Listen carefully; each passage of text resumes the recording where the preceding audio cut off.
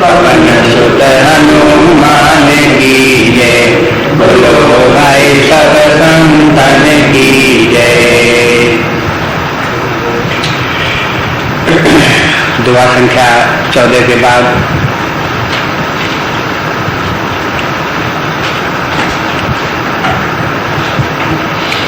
मुनि बंदौ शारद सुर सरिता जुगुल पुनीत मनोहर चरिता।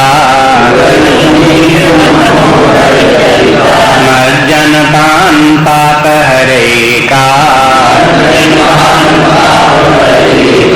कहत सुनत कहरे विवेका। गुरु पितु मातु महेश भवानी प्रणमहु दीन बंधु दिन दानी। सेवक स्वामी सखा सिय पीके हित निरुपधि सब विध तुलसी के।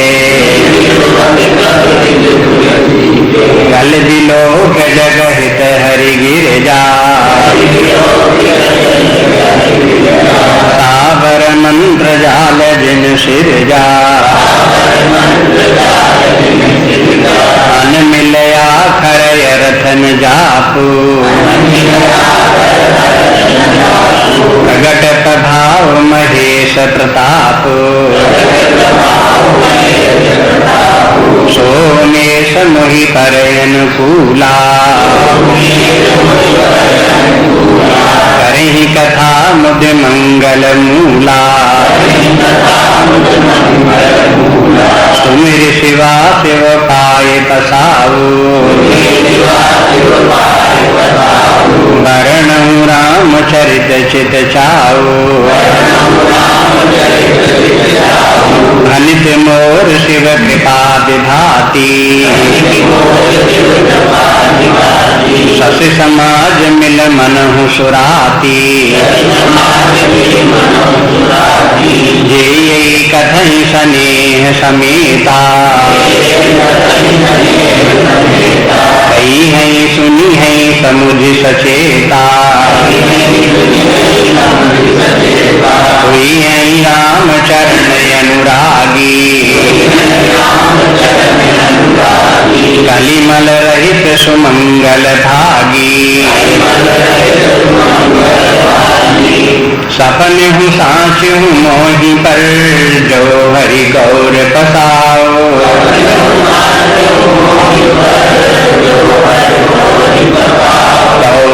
बहु कहूँ सब भाषा भनित प्रभाव।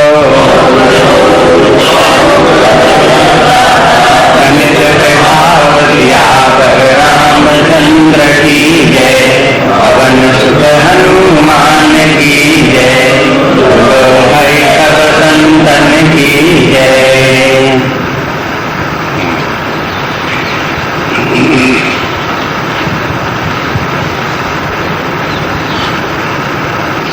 कवियों की वंदना हो गई, सभी कवियों की। देव कवि, सतयुग के कवि, कलयुग के कवि, भूतकाल के, भविष्यकाल के, वर्तमान काल के, सभी भाषाओं के कवि, सबकी वंदना हो गई। और सबसे गोस्वामी जी को प्रेरणा प्राप्त हो गई कि रामचरितमानस लिखने के उद्यत हो, आगे बढ़े। अब गोस्वामी जी वंदना करते हुए आगे बढ़ते हैं। सरस्वती की वंदना करते हैं, शंकर जी की वंदना करते हैं और फिर अयोध्या इत्यादि की वंदना करते हुए क्रमशः भगवान राम तक पहुंचते हैं। ये जो दूर दूर हैं उन सबकी पहले वंदना, जैसे जैसे निकट हैं उनकी बाद में वंदना, या जो लोग भगवान तक पहुंचाने वाले हैं उनकी पहले वंदना, जो भगवान के निकट पहुंचाने वाले हैं उनकी बाद में वंदना। इस प्रकार से वंदना का क्रम रखते हुए आगे बढ़ते हैं। अब वंदना करते हैं सरस्वती जी की। कहते हैं कि पुनि बंदौ शारद सुर सरिता। अब हम सरस्वती की वंदना करते हैं जो गंगा जी की तरह से हैं। गंगा जी की तरह कैसे हैं? जुगल पुनीत मनोहर चरिता, दोनों ही पवित्र हैं और दोनों ही के चरित्र बड़े ही मनोहर हैं। ये दोनों में समानता है। मज्जन पान पाप हरे का, ये तो गंगा जी की महिमा है कि उसमें स्नान करने से और जल पीने से पापों का हरण होता है। सरस्वती जी की क्या महिमा उसके समान? कहा तो सुनत एक हरे अविवेका, सरस्वती जी की महिमा ये है कि उनके कहने से और सुनने से उनका जो ही अविवेक है, अज्ञान है, वो मिटता है। गंगा जी के स्नान से पाप मिटे और सरस्वती जी में स्नान करने से अज्ञान मिटा। सरस्वती जी भी वैसे तो नदियों में से दो नदियां हैं, एक गंगा जी नदी, एक सरस्वती नदी। प्रयागराज में 3 नदियां जहां मिली, एक गंगा भी है, एक सरस्वती भी है, एक यमुना है। यमुना जो है वो तो कर्म कथा रविनंदन बरणी, वो तो कर्म कथा है, यानी कर्म की धर्माधर्म का विवेचन यमुना नदी है।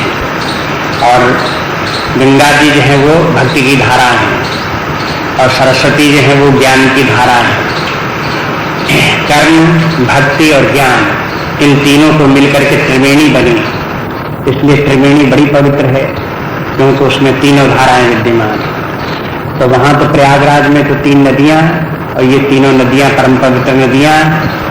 लेकिन अपने कथा साहित्य में जहां भगवान श्री राम जी की कथा है, इस कथा में कर्म की कथा भी है, शुभाशुभ कर्म कौन करने चाहिए कौन नहीं करने चाहिए, भक्ति की भी कथा है, ज्ञान की भी कथा है।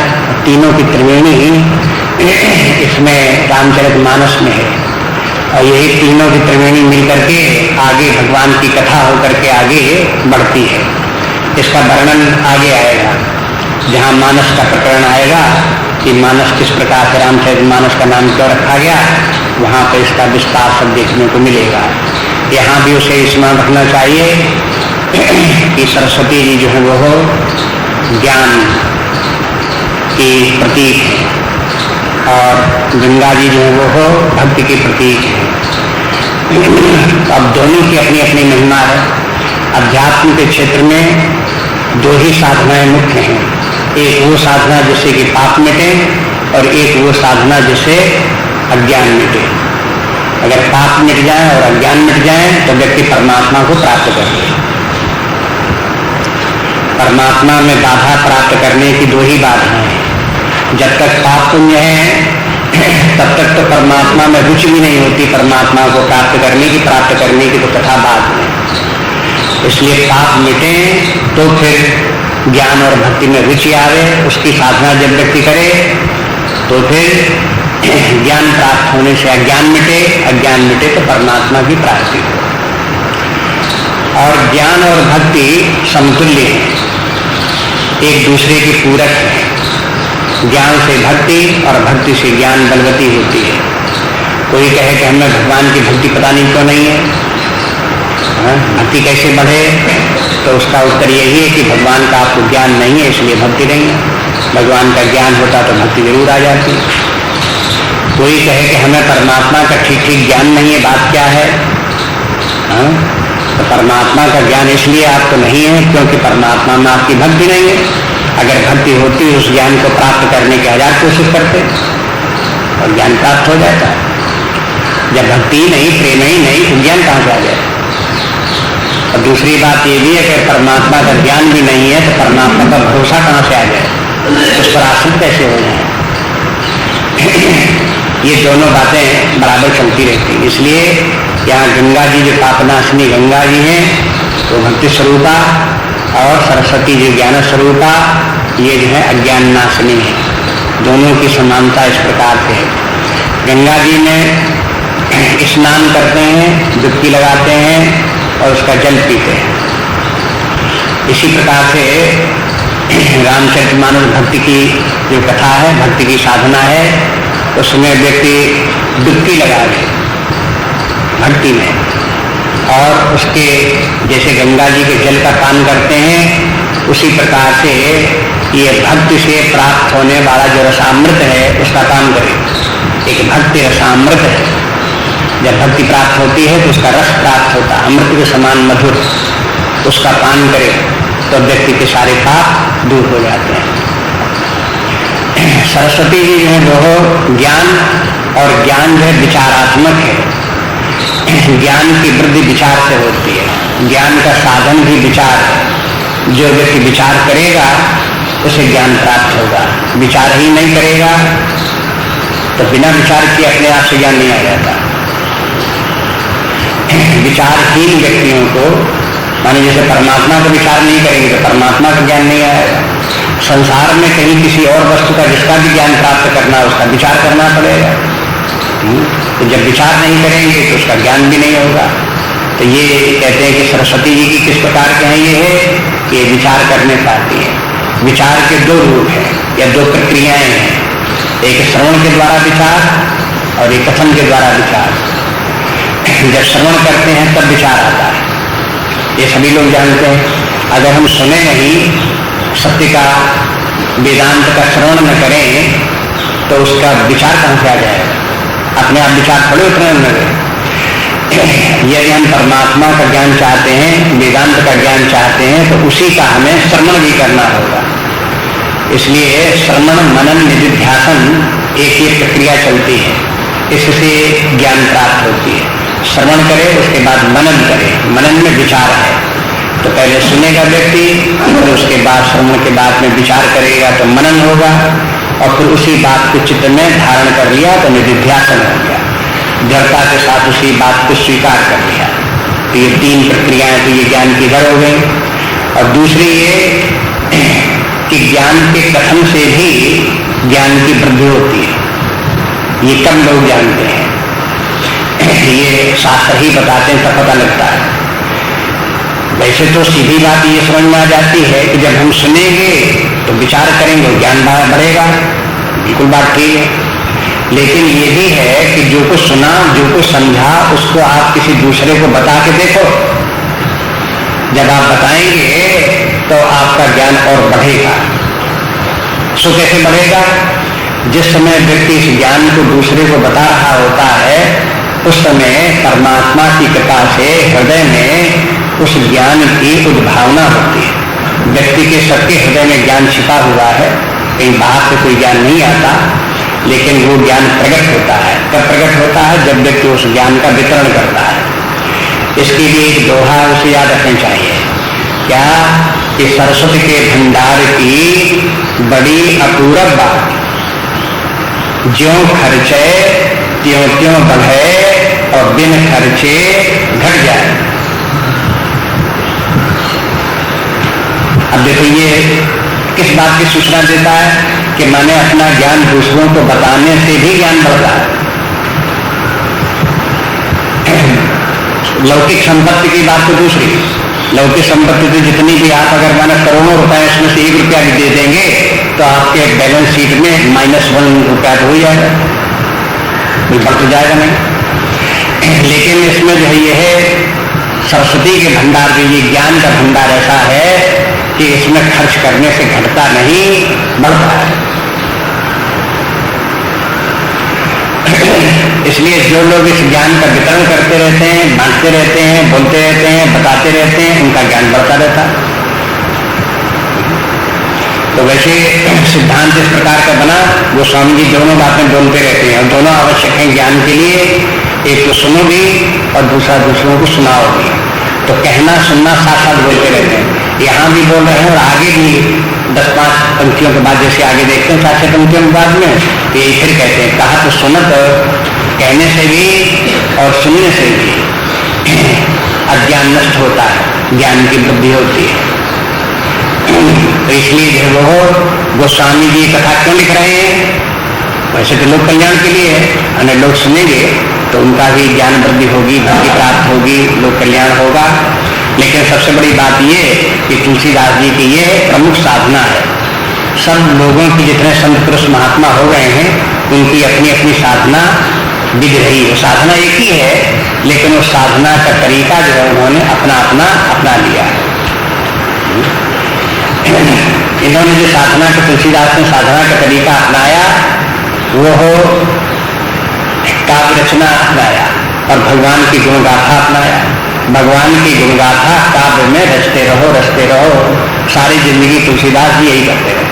रामचरितमानस लिखी, विनय पत्रिका लिखी, कविता लिखी, दुआवली लिखी, बर्बर रामायण लिखी, छप्पर रामायण लिखी, तमाम साहित्य जितना लिखा तो तुलसीदास जी का उपलब्ध है। उसमें तुलसीदास सारी जिंदगी यही कार्य करते हैं। तो जब उनको छंद लिखना होता था तो छंद में बड़ी एकाग्रता की जरूरत पड़ती। एक प्रकार से व्यक्ति समाधिस्थ हो जाता है, दुनिया भर की कोई बातें याद नहीं आती, न शरीर का ध्यान रहता है, न वातावरण का ध्यान रहता है, न किसी और का ध्यान रहता है। जिस प्रतिपाद्य विषय का वर्णन करता बस वही उसके चित्त में घूमता है, और वो भी भाव प्रवण होकर के घूमता है। बहुत तीव्र भाव उत्पन्न होते हैं तब जाकर के वो काव्य रचना होती है।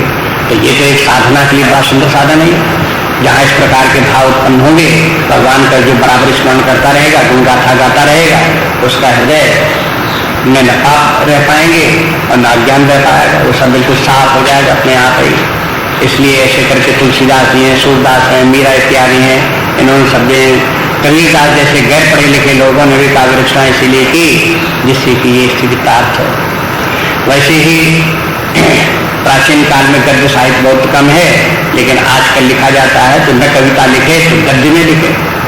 जब गद्य में भी लिखेगा तो लिखते समय व्यक्ति को सब जो है उसको बड़ा सोच समझ करके लिखना पड़ेगा, खूब विचार करना पड़ेगा, क्रमबद्ध बनाना पड़ेगा, ये सब उसे करना पड़ेगा। तब उसके मन में एकाग्रता आएगी। और अगर आध्यात्मिक साहित्य की रचना करता है तो उसके चित्त में वेदांत, अध्यात्म, धर्म ये सब उसके हृदय में मजबूत होकर के बैठते जाएंगे, प्रकट होते जाएंगे। इसलिए ये सरस्वती की वंदना।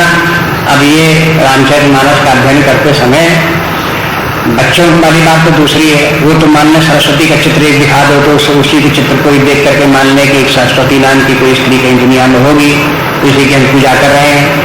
लेकिन अब यहाँ आकर के जो है जबकि प्रौढ़ावस्था आ गई, बुद्धि परिपक्व हो गई, तब मेरी स्त्री रूप में ही सरस्वती को न देखते रहें। सरस्वती के माने है जो अपने पश्चंती, परा और बैखरी, मध्यमा, ये जो चार स्थान हैं, उन चारों स्थानों में अपने अंदर ही सरस्वती का वास है। सरस्वती जो वो हो ज्ञान की देवी है और वाणी की देवी है। वो ज्ञान वाणी के रूप में प्रकट हो तो जहाँ अपने हृदय में जो ज्ञान है वो भी सरस्वती का रूप है, और वो ज्ञान जो वाणी के द्वारा प्रकट होता है वो भी सरस्वती का रूप है। अब आगे चल करके रामायण में आप देखेंगे कि जब महाराज दशरथ के जीवन समाप्त होने के बाद भरत जी जब अयोध्या में आते हैं और एक सभा बैठती है, वहां पर लोग बाग जो सब इकट्ठे होते हैं और चर्चा होती है। वहां पर भरत जी बोलते हैं। तो जब भरत बोलते हैं तब क्या देखते हैं कि उनकी सरस्वती जो पहले हृदय में बैठी हुई थी वो वहां से निकल करके कंठ में आ गई, और कंठ से निकल करके वाणी जिह्वा पर आ गई, और जिह्वा पर आकर के तब भरत जी बोले। तो भरत जी जो कुछ बोलते हैं वो मानो सरस्वती बोलते। तो वहां बता दिया कि सरस्वती का वास कहाँ। अब कहते हैं कि जगह जगह वर्णन आता है कि सरस्वती जो है वो ब्रह्मलोक में वास करती हैं। तो ये ब्रह्मलोक कहाँ है? जो समस्त बुद्धि है ये ब्रह्मलोक है, और समस्त बुद्धि का एक भाग दृष्टि बुद्धि भी है। जो अपनी दृष्टि बुद्धि है यही सरस्वती का वास है। और दृष्टि बुद्धि अपनी कहाँ है? अंतःकरण कहाँ है? जहाँ हृदय है। इसलिए सरस्वती का वास हृदय में है या अंतःकरण में है, उसी की गहराई में सरस्वती विद्यमान है। तो जब जरूरत होती है तो सरस्वती वहीं रहती है। जब उनका आप स्मरण करेंगे तो सरस्वती गले में भी आएंगी, जिह्वा में भी आएंगी, आपकी सहायता करेंगी। आप कहो कि हम तो बोल ही नहीं पाते, हम कैसे बोले, हम तो कुछ बोल ही नहीं पाते। बात ये कि बोल तो खूब पाते हैं, लेकिन संसार की दुनिया की बातें बोलते रहते हैं तो सरस्वती का दुरुपयोग करते रहते हैं। तो सरस्वती जो है वो झिझकती रहती है कि ये क्या हमको याद करते होंगे, वही दुनियावी बातें, राग द्वेष गुस्सा फुस्सा की बातें सब करेंगे, तो हम क्या इसके जीभ पर आवे, क्या इसके कंठ पर आवे। इसलिए अगर उन सब बातों को छोड़ करके भगवान की गुणगाथा कहना शुरू करो तो फिर देखो सरस्वती जी प्रसन्न हो जाए और फिर हृदय से कंठ में आ जाए, कंठ से जिह्वा में भी आ जाए, और कैसे देखो ऐसी वाणी निकलने लगे। तो इसमें आश्चर्य की कोई बात नहीं। जब कबीर जैसे